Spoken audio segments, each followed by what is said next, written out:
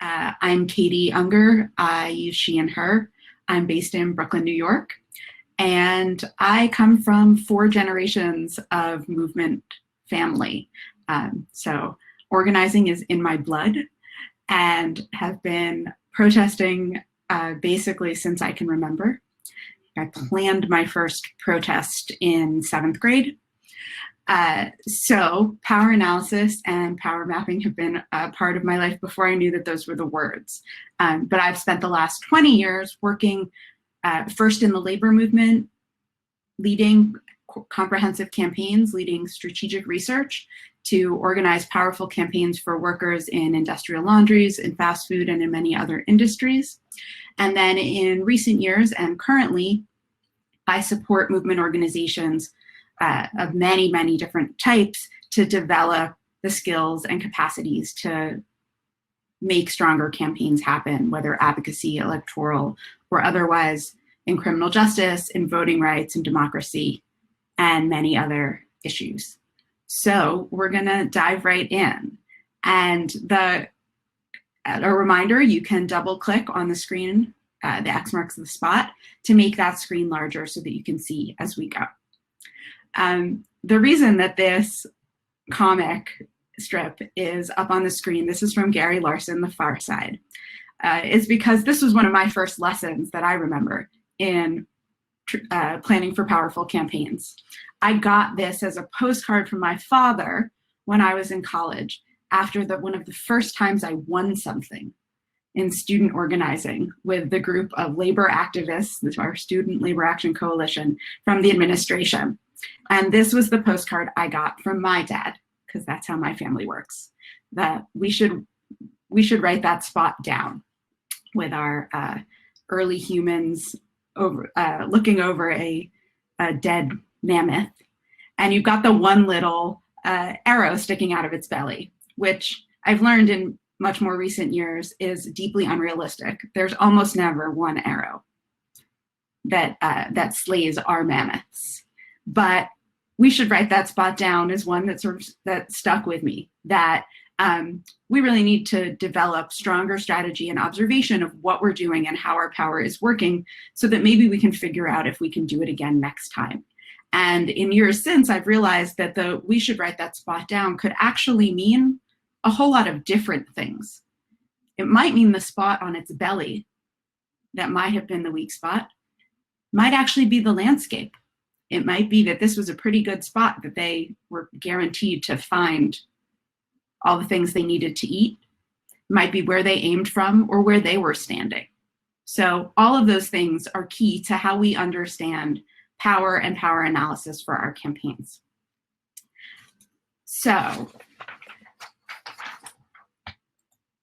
in our campaigns, we usually start with a problem because we have infinite problems. And we're extremely good at diagnosing our problems.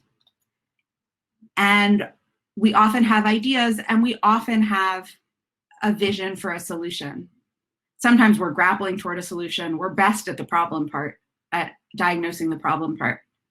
And these days, more than ever, the problems are smacking us in the face, and so are all of our ideas for what a just solution looks like, both to the imminent crisis of COVID and all of the things that it is laying bare of the structures that we've been fighting against for years. And we know a huge list of things that we need to win in order to have a life that's thriving and equitable and just for all of our people. The trouble is that's often very hard to figure out how to get there, because our vision for a solution is often grounded in things like policy. And the thing that we're going to talk and really focus on today is power over policy. Because once we have our idea for a solution, our question is usually, now what? Being right, unfortunately, isn't enough to help us win in most of our campaigns. So to start to figure out where we're missing in our thing, I'm going to turn to the incisive strategic theorist, Eric Cartman from South Park. There's an episode that I go back to over and over again. In fact, it gave me the name that I use for my training practice, which folks may have seen. I don't know if anyone has ever seen this episode. I usually show the video, but the platform doesn't love video. And the kids have been missing their underpants, which I see somebody knows this one. The kids are missing their underpants, which, given that this is a pantsless trainings since nobody can see anybody, is kind of a problem. So they're asking the underpants gnomes, what happens? Why are you collecting underpants? And the underpants gnomes say, phase 1, we collect underpants. And the kids have a really sound question. Yeah, what about phase 2? And the gnomes get a little confused, and they don't have an answer. Hey, what's phase 2? And their other gnomes say, well, phase 3 is profit. Get it? And of course, Cartman says, oh yeah, I get it. And one of his friends says, no, you don't, because there's nothing to get there. And then they move into our favorite, right? They have their chart. This is the plan. Phase 1, collect underpants. Phase 2, everybody's favorite. And phase 3, profit. We know that that's like not an awesome plan, but if we're honest with ourselves, yeah, someone's saying they use this in theory of change trainings, which is a big piece of what we're doing here today, right? That not having a phase 2 is basically the death of so many of our important campaigns. Because what's missing in phase 2, which is the name that I use for my strategy practice, is who do we need to win and what do we need to win, right? We know phase 1. We know phase 3 is justice of 100 different forms. So what's phase 2? And how are we going to figure that out together? Partly, I think we get stuck a lot of the time campaigning on ideas and issues. And it's hard to campaign on a big idea and a big issue because there's not a lot that we have to grab onto, right? We're boxing clouds when we campaign for or against ideas and issues. Yeah, somebody says collect toilet paper, ?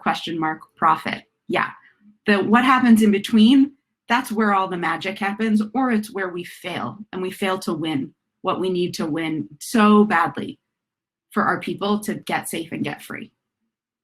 So what do we need when we're just thinking about a big issue, when we start with our issue, when we start with a problem, the crisis of a lack of personal protective equipment, the crisis of so many of our neighbors not being able to pay rent? We could list crises and sit here crying together all day. We need something to grab onto to decide what do we do, where do we protest, who can we move, and who gets the petition. And that's where targeting comes in. And this may seem sort of obvious, but I think one of the things that we notice when we look at our campaigns is that it's a spot where we fall flat a little bit, that we like fighting against systems often, or generalized bad guys, or for issues or against things that are wrong without targets. So why are targets so important for us to hone in on? They help us clarify what are our demands and who could actually give them to us. A couple of these are maybe a little different. One of them, they help us polarize. That there are, in our campaigns, that there are folks who are causing problems and we want to polarize. What we mean by polarize, right? That this is not actually a process necessarily of getting everybody to be all the same or into the same place. There's a labor song that I grew up on, which side are you on? Targeting helps us make people make choices and define which side are you on. We use targets to build urgency, to sharpen messages, to personalize, and this one is sometimes controversial, right? We go back and forth on how much we want to make this about single people and how personal we want to get with it. But when we come into power mapping, we'll see that sometimes that's what we're looking to do in order to build power for our movements, right? That people need to feel like this is on them, because if it's not on them, it's easy for it to be on somebody else. And then the last one that I'll point to, which I think is really important in our campaign designs, is creating dilemmas and narrowing options, right? That a big piece of what we end up doing when we're targeting is creating excellent campaign targeting creates two bad decisions for our targets that squeezes them into a space where what we want is like the narrow chute that they have to go into to get out of it. And we can't create that kind of pressurized situation without being really focused on who our targets are. Does that all make sense to folks? Definitely keeping an eye on the chat, so let me know if you have questions about any of this. So just to have a working definition of our targets is targets are the individuals and groups that we see as most able to deliver our victory, either directly or indirectly. And we'll talk more about the question of direct and indirect later. But we're talking about decision makers here, right? And that sometimes the people who are doing harm are our targets, and sometimes the people who could stop the harm from happening are a target whether or not they're doing the harm to begin with, which especially in moments like these starts to become incredibly clear. But important for us to have a shared working definition of what a target is. So the beginning of figuring out our targeting is definitely, this is rocket science, making a list. And what's in our list? Our list is all of the stakeholders, and that's a word we throw around a lot in movement space. What do stakeholders really mean? All the people and all the groups for or against or on the fence who can impact or be impacted by our issue. Someone just lost the feed. Your best bet is to hit refresh on your screen and try to get back in. It's usually happening on the browser end, so please do hit refresh. So, and this is where we're going to start trying to do some of this together. And when we're starting to do this, and we're going to actually do this on a somewhat imaginary campaign, and this is a place where you're going to have a back and forth and a cycle between your brainstorming and then your research to figure out who those folks are.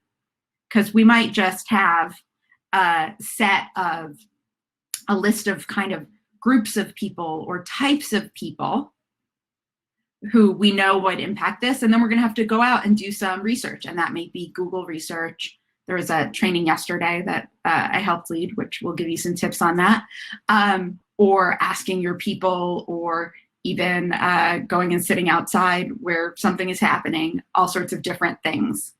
If you don't have audio, again, please do keep refreshing. I think other folks are still hearing me. So we're going to start by making a big list. Somebody said, is it a good idea to do a power map for all of your campaigns? I would generally say the answer is yes. You don't have to do an incredibly extensive process for everything, but if you can't answer some of the questions around who are your stakeholders, you're likely to have a hard time figuring out someone mentioned theory of change. What's your idea about if you do this and move this person or move this decision maker, how will you win? So this is pretty fundamental. So the thing we're going to power map together today is drawn from kind of an example drawn from what's happening in the news. Let's see, oops, wrong click. So many of us have seen headlines like this in the last couple of weeks, that in the middle of the biggest health crisis that most of us have ever seen in our lifetime, medical workers are being furloughed and laid off by hospitals.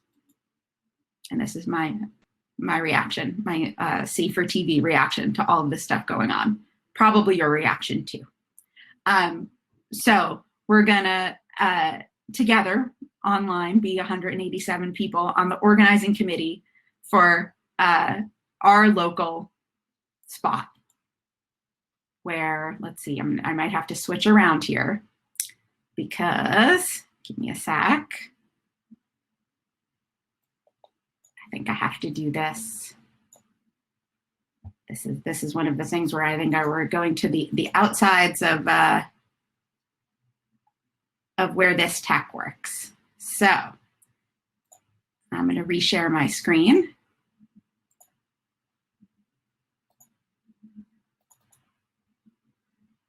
All right, so if you double click back, folks, onto the where my screen is, we're now live in my document. So somebody's wife cut everyone's hours in half, which is appalling and disastrous. So we're in a community together. Our local hospital cut everyone's hours in half. They're laying off doctors. They're slashing strategies. Let's start making a list together. Who are all of the people and groups, and we're not going to have names, so we can give them titles. We can figure out who they are, who are impacted or possible here. And I'm going to try to type, and if my moderator can feel free, we've got patients. We've got the head of the hospital, the CEO maybe. We've got workers of all different sorts, nurses. We've got an executive board of a hospital potentially. We've got family. We've got the mayor and other local authorities. We've got a surrounding community. We'll talk about that one in a second. Surrounding community. We've got general leaders. We've got, this is a good one, people with pre-existing conditions. Pre-existing conditions. Ethan, are there any major ones that I've been missing in here? Right, we've got unions. We've got, let's see, I'm scrolling back up.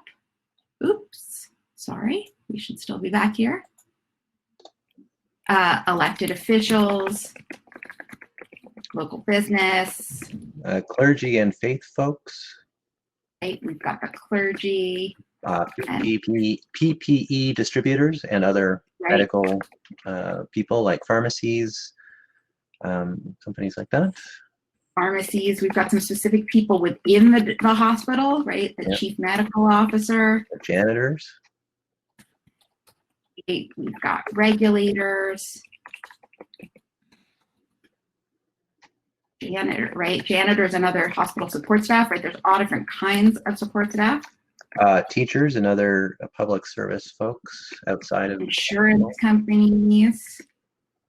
All right, we are about to run out of room here, and I think, yep, we've got some big donors. We've also got a lot of hospitals, and I don't know if folks have been seeing this one, that we have a lot of hospitals that have been bought in the last several years by private equity companies, right? Or big hedge funds and things like that, who have, who have bought up our hospitals and have profited from them and extracted money from them. So I'm gonna hold on this list for the moment because we could go on forever and sort of keep taking us through. Yeah, someone says the last two hospitals that someone's mom worked at were bought by private equity, right? We've got all sorts of questions like this. And so we can start even before we know exactly creating a list like this around our stakeholders, and then go off and do some Googling, go find out, who owns our hospital? Is it a public hospital? Is it, as someone just said, a Catholic hospital system, which has a whole other set of things? But our question about power starts with thinking about everybody who can impact or is impacted. And I love that some folks gave me some folks that are a little less direct, right? We saw local businesses, including the local businesses who feed hospital workers, right?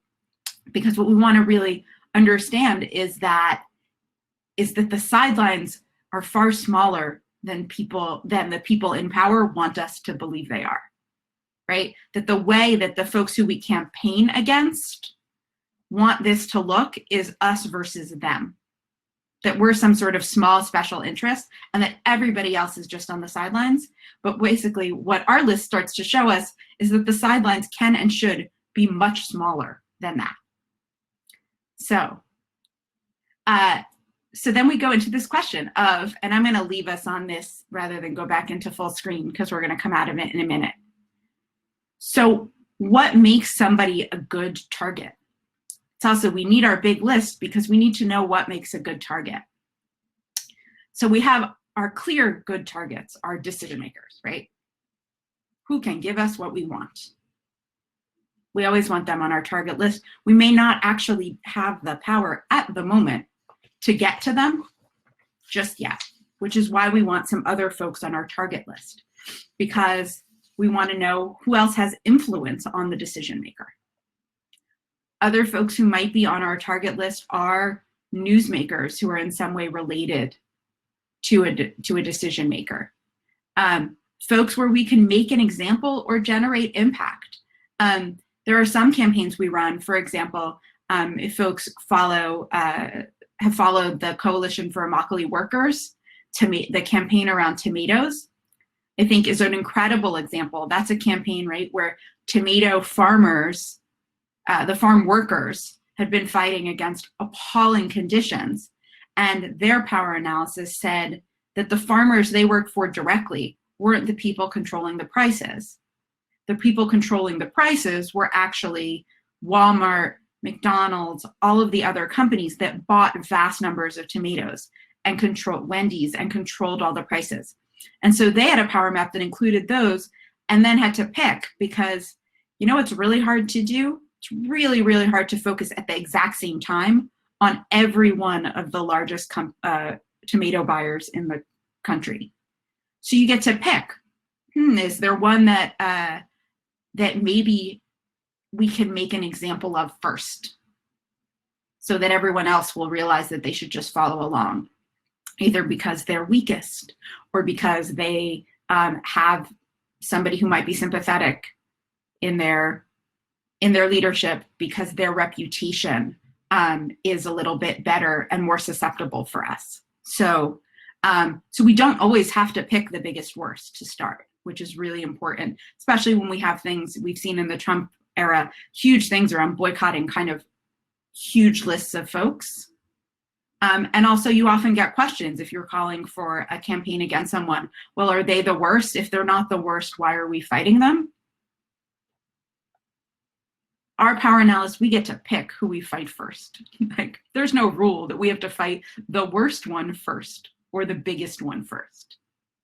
We fight the one that we can create a sound analysis that makes us think that we have a chance to move, to build our power, and to move forward. High-profile fence sitters, this is another one. This is where, you know who else wants to be on the sidelines?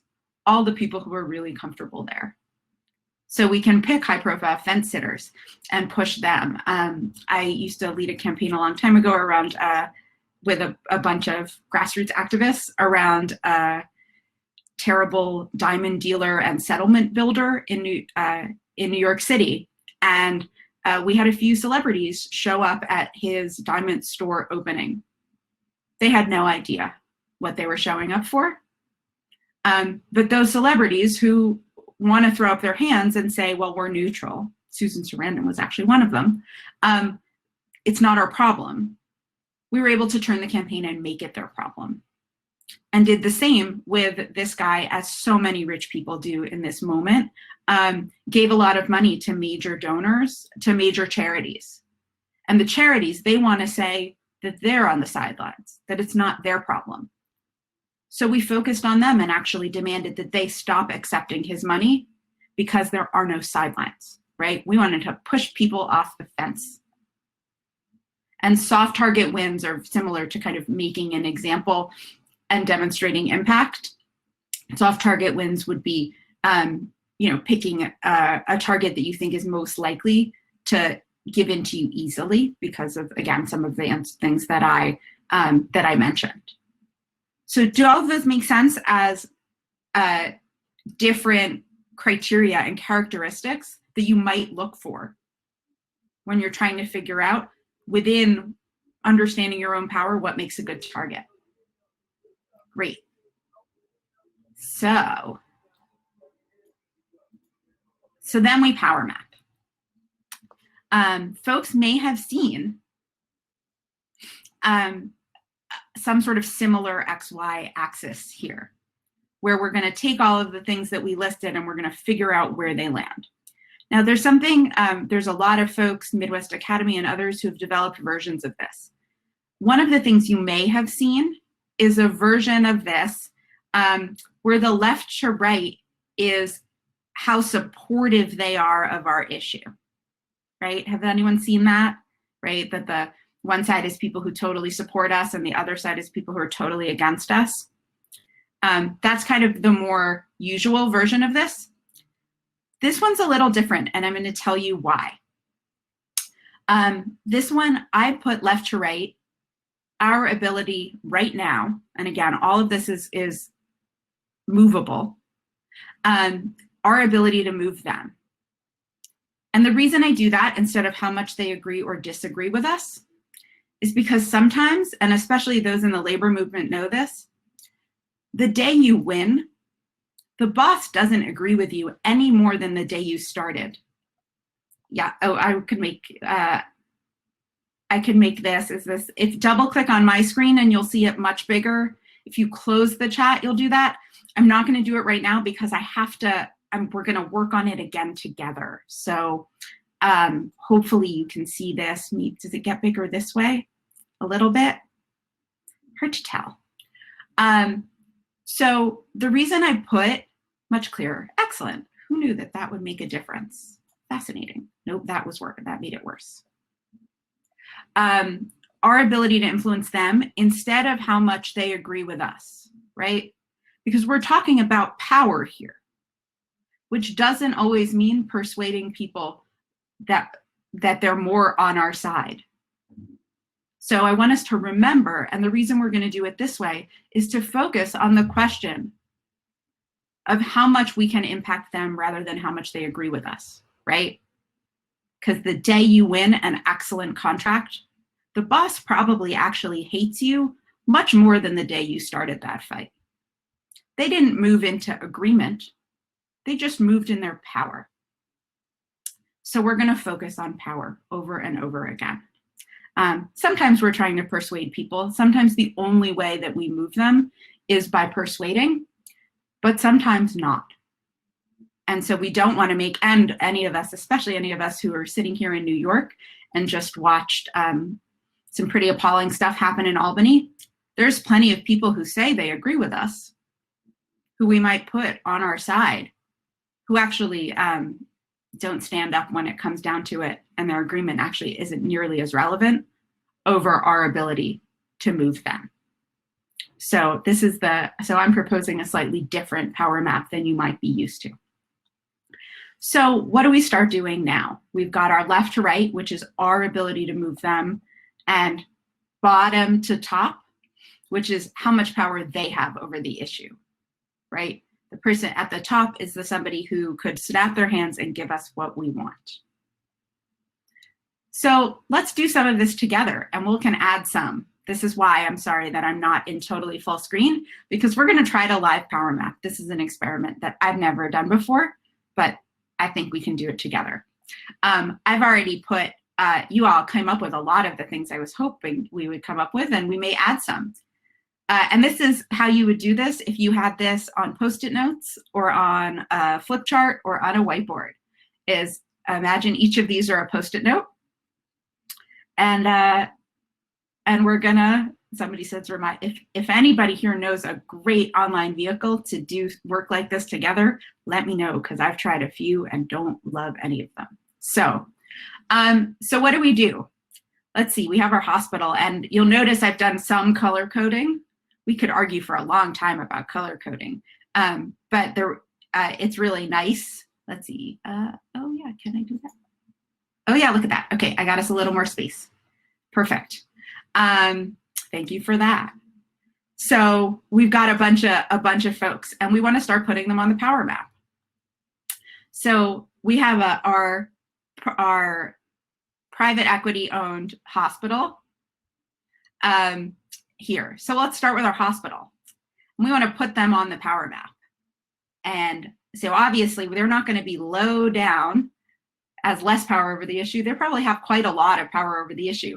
Right now, when we're starting, where do we think we start on how much power we have over them, whoever we are? Usually, I'm going to just put us over here somewhere. Yeah, we're probably over here to start if we're lucky. You know, maybe we have some good people in our coalition who have some more power. And let's see. Oh, here's the next one. This is us. We're the Organizing 2.0 People's Committee to Save Our Hospital over here. And usually, right, we have a lot of ability to move ourselves, right? I hope. I mean, I really hope. But usually we start out somewhere down here, right? Because let's be real, we don't have that much power over the issue when we start. This is a spot where when I've led practices with this with some orgs, we've spent an hour actually over here just trying to put us on the line with groups.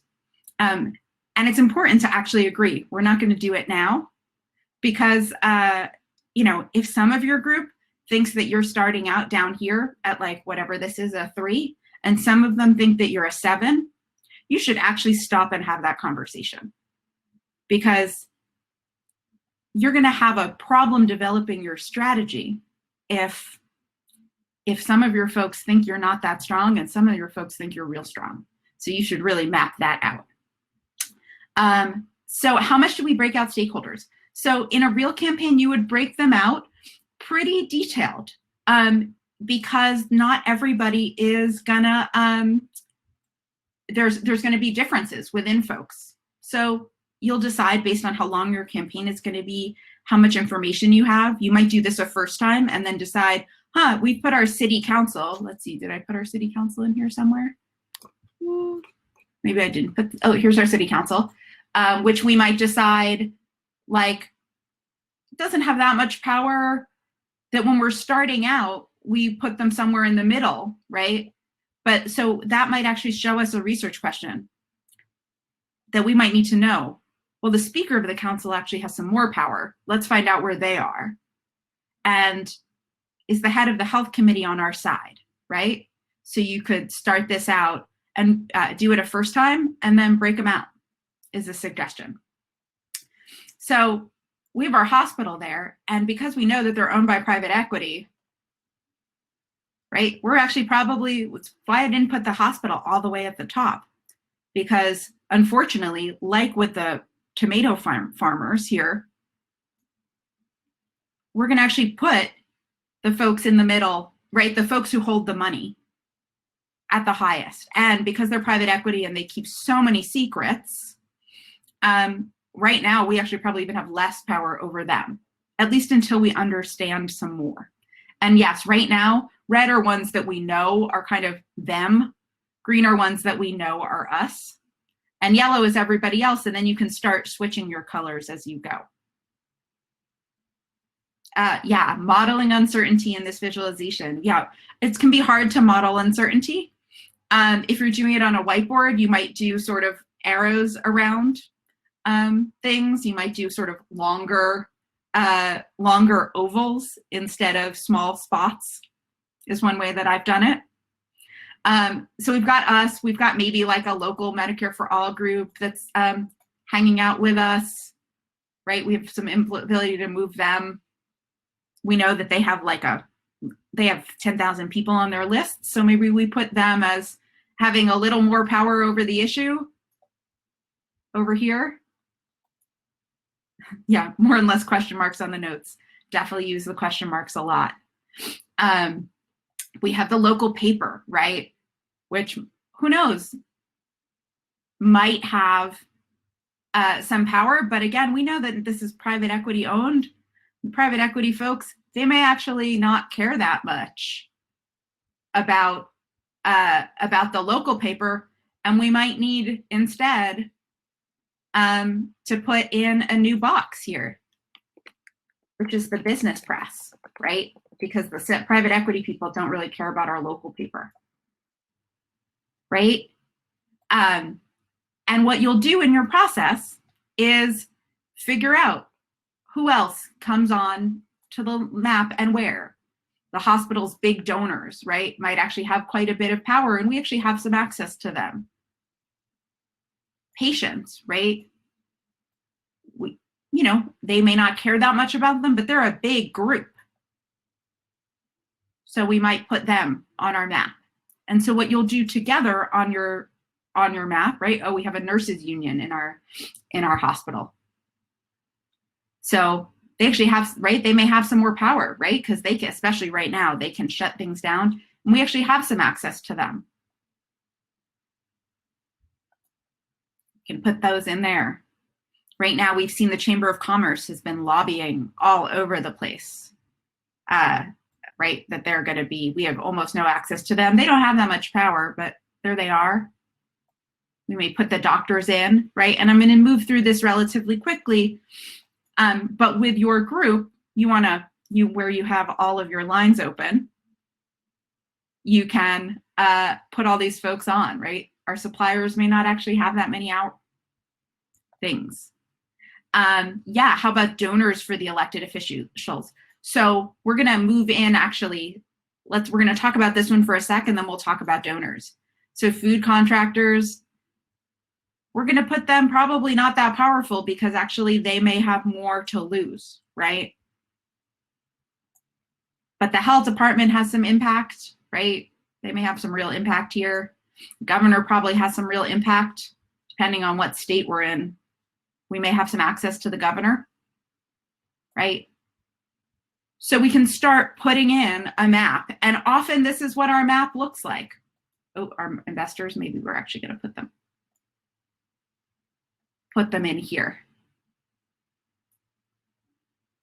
And often this is roughly what you're gonna start out with. You're gonna start out with some of our folks pretty much on the lower right. And usually there are folks somewhere up here and all big fields of yellow in between that we may not yet be sure of. And so what do we do with this next? And now I will try to move us to full screen so that folks can see us a little better. Give me a sec. Okay, hopefully that is helpful to get us into our full screen. So what do we start to see? We start to see, we have some choices, right? Because right now, us over to them, this is like pretty much a Hail Mary. We have a question on how to incorporate timeframes. Power mapping happens at a point in time. And so you want to pretty much decide how often you're going to do this. You want to decide this when you're having big changes, but not when you're having every change. You can have the instinct every time you do an action to try to repower map. The power doesn't really shift that fast. So you want to kind of do this, and why Post-it notes or whiteboards or other digital forms are nice is because you can come back to them.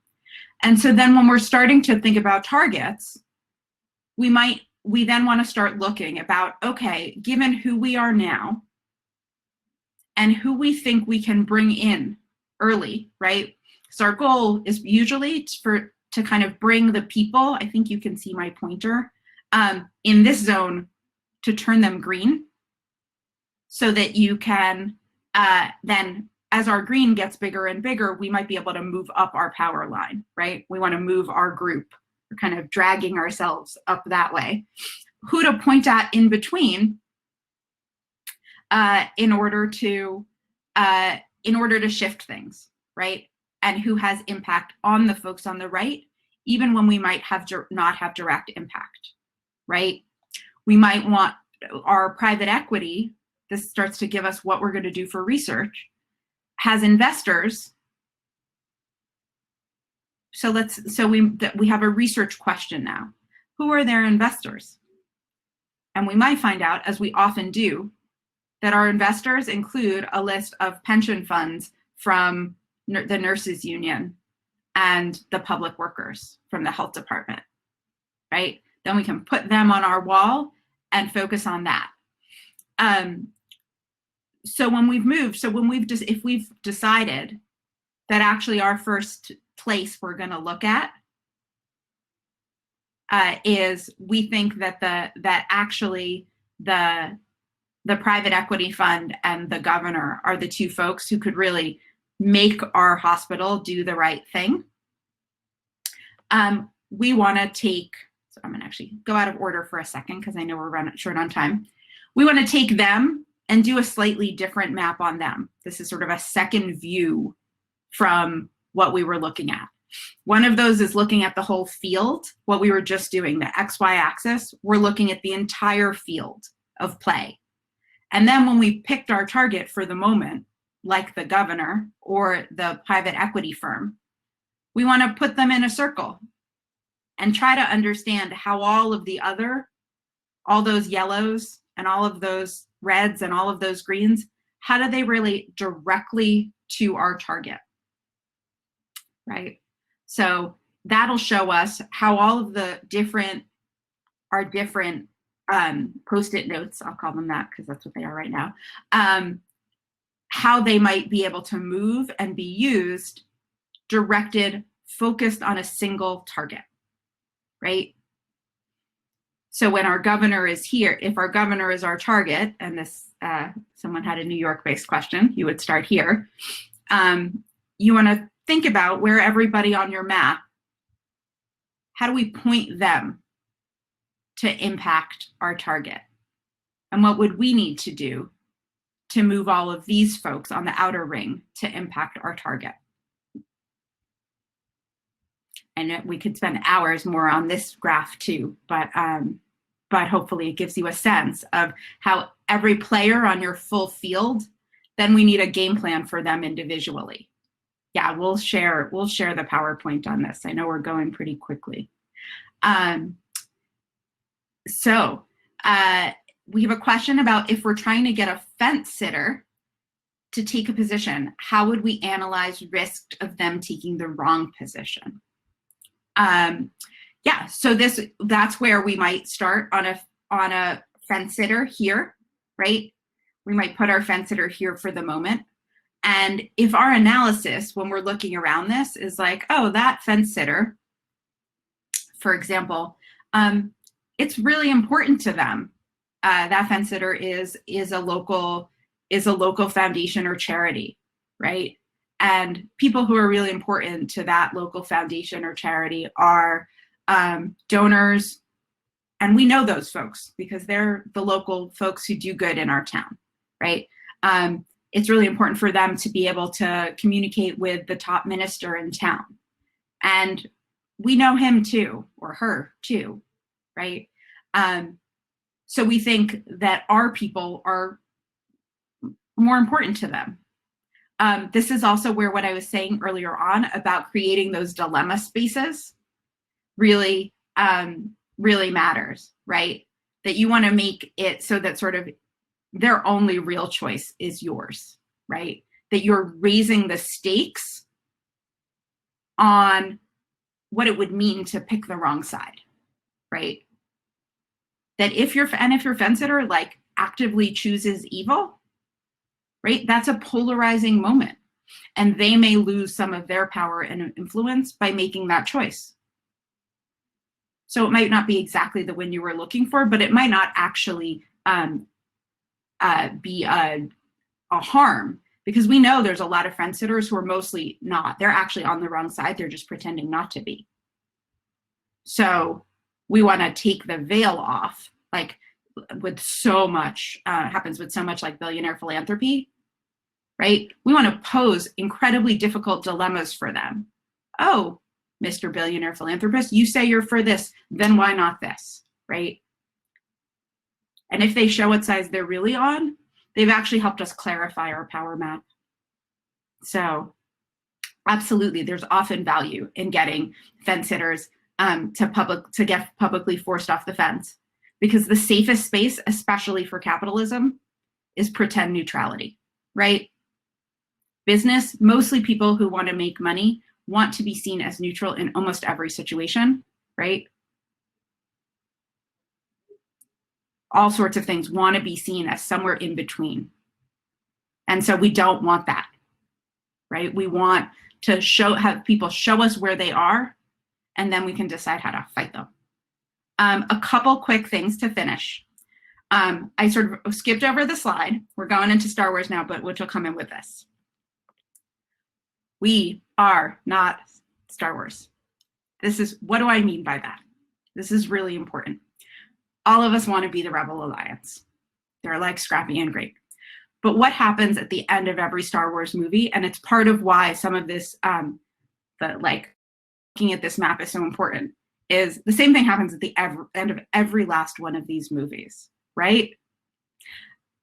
What happens is somebody makes a plan for the one weak spot on the Death Star, right? And someone says over on the side, that'll never work, and everyone ignores them. And they go do it, and it works because it's a movie. Most of the time, as you can see from our power map, our Death Star, right, our big bad decision maker, whether it's Jeff Bezos or someone else, doesn't have that one little sweet spot that we're going to hit with the arrow and it's going to all be all right, right? They don't actually have that. And our scrappy little band, 99 out of 100 times, the way we win is not one shot, right? And if we take our one shot and it doesn't work, because we have done a fairly poor power analysis, if what our decision is we're just going to throw it at the wall and see what happens, we have real people at stake, right? Our communities, the people we're working for, their lives and everything else is at stake. We don't get to just take one shot that leaves us, if it fails, with nothing. So we want a power map so that we can figure out how the rest of this works. So we're not the Rebel Alliance at the Death Star. Instead, the little circle ball that I want us to all picture ourselves as is a pool table, right? Which actually kind of looks like our power map, right? This is what we're doing. We're not hurling ourselves, hurling our lives and the lives of the people we organize at the Death Star. We are learning. We are figuring out how to map the table. We are figuring out, you know how you can win at pool? You can win by sinking your balls, or you can win by banking something off the right side over there and blocking someone else from doing it. You can win by clearing other people off the table. You can win by blocking. And every time you take a shot, you maybe get a little better at it, right? It's not just that you took your one shot, oops, so be it. Our issues are way too important for that. So it can feel kind of sexy to feel like we are the little Rebel Alliance, but I'd much rather the version of being a pool shark, right?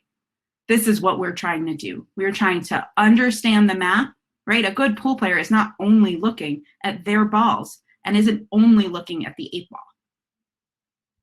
You're looking at the whole table all the time. And we are, right? The things that make our movement are that we are resourceful, we are creative, we can angle, we can do all of these other things. And as someone said, most of it's decided before the break, which is also a good metaphor for capitalism. Thank you for that, right? So when we power map and we understand our targets, we know where the 8-ball is all the time, but they're not our target on the first shot. That's how we lose. So that's basically, I think we're mostly out of time. So that's what I'm going to leave you with. I'm happy to answer more questions. I know I think we took a whole lot of questions that came up in the chat. I'm happy to hang out and answer some as we go, but you've got my contact info up on the screen, and we're also going to be able to share this whole presentation with you. I hope it's useful for you. I'm happy to answer more questions as you go. And thanks a lot. And you can find me on Twitter at KUngerNYC for all of this. And I work, if your groups need more help, send me an email. Happy to do it. Thanks, y'all. I'll stick around for questions for a few minutes if you'd like.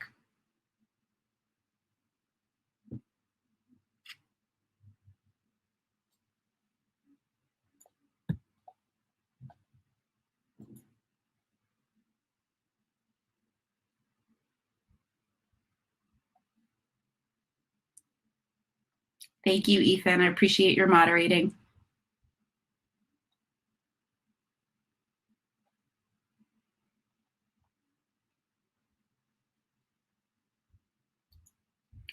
Let's see, I've got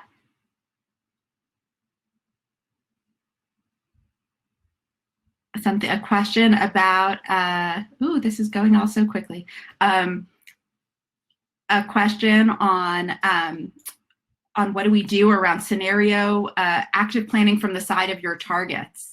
Yeah, I haven't heard that term, question from Brandon, but yes, that's partly what you're doing when you use that other, when we use this model, is you're really trying to do this one from the point of view of your person, right? From the point of view of your target. It doesn't really matter so much what you think, that your targets, what is interested in. This, you're really doing it from their point of view, and you are trying to imagine some of those questions of okay, if this, then this. If, this, when you think about what's important to them, people want to overstate, I think, how much reputation matters to people. Because as we learn about most major capitalists, they may say reputation is important, but money is often more important. So we want to be really clear-eyed, like imagining Jeff Bezos in the middle of this, hanging out over there and saying, what's he really going to feel here? And what do we think he's going to do? So yes, absolutely, we want a scenario plan that way. There's a measuring impact. Oh, great. Somebody has said that they just did this to get our city to follow their own policy and trying to get them to fund what they say in the policy in the budget. So matching targets with tactics. Yeah, we could spend hours more on that. Again, I think it starts to come back into power, this version, that the slide that we have up, Marianne has, right, where the target's in the middle, where you're really understanding what's important to them, right? And then you can start to see targets, right? If you know what their, what are the top things for their business? What are the things most important to their, their identity? They have boards that they sit on. Who are their donors? If they're for members of your legislature, right? What, their key things involve donations and elections usually. So how are you going to understand who their individual target mapping is? And then how do we figure out what are you going to do for that? Let's see, I put my email in there, resources for finding more about power mapping. I will try to share some in the event page. Midwest Academy does some good work on this as well. There's a few other websites that I'm just not going to remember off the top of my head, but that have it. So you can also private message me in the chat with your info, and I can try to follow up. Picking, I don't know if Mehran is still on, around metrics for impact, right? So one of the interesting things around metrics is we often set metrics around like how many people we turned out and what we did, rather than how it worked. And I think I was on an amazing training with Rose on direct action yesterday, which is like part of our metrics is what do we win, right? That this is one where that by setting intermediate demands, which is not something we were able to do, that we can start, that we start measuring based on our impact rather than just on our inputs, right? That whether a tactic is successful because we had the right number of people at it that we thought we would, that measures how well we're doing our actual organizing implementation. It doesn't measure our strategy. So when we're trying to measure the impact of our strategy, we mostly have to measure based on what we're seeing in the world, right? We may set a goal to say, we think we'll be able to see if it's working if this person has X percent fewer donations to their election campaign next month. Or we may be able to see it working if when three donors publicly cut ties. That's how we'll know, right? Or we'll know that we are shifting the way that this issue is talked about when 10 in the press, if we've gotten this language used instead of what they used to say. So it's a harder thing to measure, but we really want to like identify the things around our strategy that involve impact, not just what we put in. Hope that's helpful for a short version of that. Thanks, folks. Centering, someone asked, I don't know if Jack is still here, centering workers, targeting a given decision maker. So this can happen in a few different ways, right? Is that we have to simultaneously center our own values and really clearly assess, if Jack is still here, how they're going to see it and what they're going to impact it, right? And especially around things around shareholder activism, right? We have to keep in our heads, what do those folks care about, right? And what are the rules that allow them to engage, right? So pension funds, for example, have a commitment to, and they have to, right? Make sure that public workers have enough to retire on, which is like a valuable goal in and of itself, right? So we want to try to figure out how to take what we're doing around, right, our workers, the catastrophe within our hospital, in the example we're using now, right, and talk about how that connects to their issue, right? It's in some ways how we'd organize anybody, right? Is that we want to understand them as stakeholders and targets too, right? That we know that in fact, a hospital that doesn't have PPE is likely to have bad outcomes. There's a huge risk to their reputation. They're more likely to have disruption and have to shut down, things like that, right? And those are all things that actually will matter and do matter to folks whose primary interest is managing a pension fund that makes sure that city workers can retire. So you want to sort of keep both things in your head, the power map here with the target at the center, and understand where all of your issues map into what matters to them. Miguel asked about power mapping for workers who work for the state or city government. Sometimes that's challenging, and I'm curious about what your goals around them are, right? Because we do want to be really clear about how much decision-making power and how much power various workers actually have within a situation. But some of the ways we might distinguish would be political appointees versus non-political appointees, right? That the head,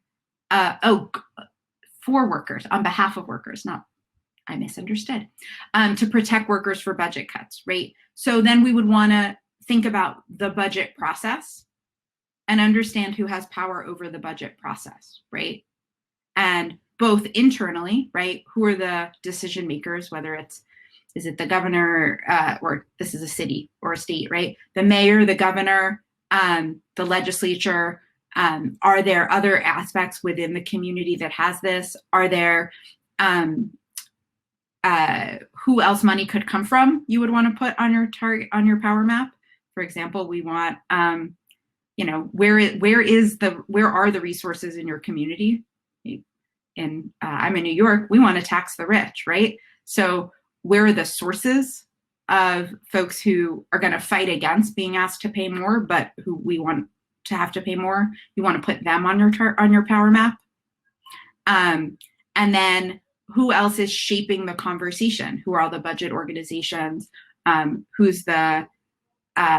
has the ear of the governor or the mayor? Where is the Chamber of Commerce in all of this? So that's sort of the folks I'm listing now, right? Who are the other sources of money? Who does the governor listen to or the mayor listen to? What are the organizations that often fight against good budgets, like the Chamber of Commerce, folks like that, who might be calling every day to say, like, don't do this. You want to understand who those folks are, who are those organizations. And then on our side, right, who are all the impacted people who could be brought to bear to put direct and indirect pressure. in a 2-minute version, that's who I would start to identify on your power map. Thanks so much, all. I will go back to the final slide so that if anybody does want my contact info to follow up later, you can copy those down and put those there. And I'll hold that up for another 90 seconds before I go. Thanks, everyone, for joining me.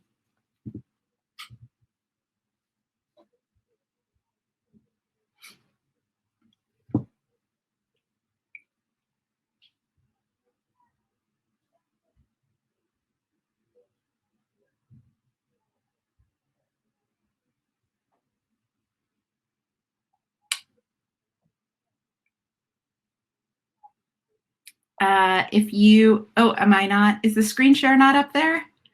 Daniel, I don't know if you're not seeing the screen share, but if the screen share is up, there's a contact info there. You can also find me.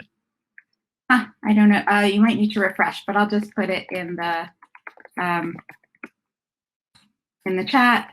You could also find me on Twitter and DM me there at